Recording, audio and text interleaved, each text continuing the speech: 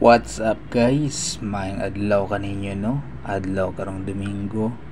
So busa manimba na punta mga tagpasalamat og mga tag-guide sa kahitasan na hinaot maabot ato mga pangandoy og mga tag-guide bud sa iya ha. So mao na siya guys no.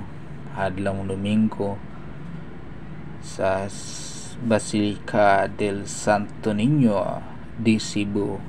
So inani kadaghan ang tawo pag Domingo kay tingsimba man gid na siya ug daghan gid ang mo attend sa mass.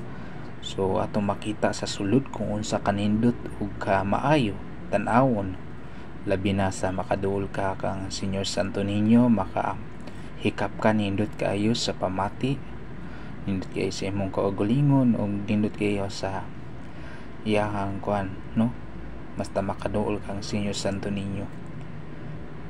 So inani siya ka kuan guys no, kanindot sa Señor Santo Niño di Cebu, daghang kang makit-an no.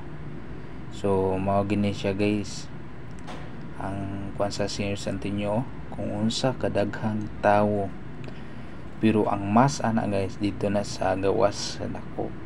So tanawa kung unsa kadaghan basta adlaw Domingo tingdag sa ginasa musimba, labi na natong mga Katoliko na manimbahay mao gini siya kadaghan no, basta Domingo nya magpasalamat puta sa Ginoo na hinaot na atong mga pangandoy pagampo o pagsalig, hinaot na iya puntang dunggo na atong mga pagampo basin sa kalisod sa panahon sa mga trahedya na abot na gyapon siya para mo guide ka nato, hinata tanya ka pinangga no. So maora po na siya guys, ako i-share kaninyo.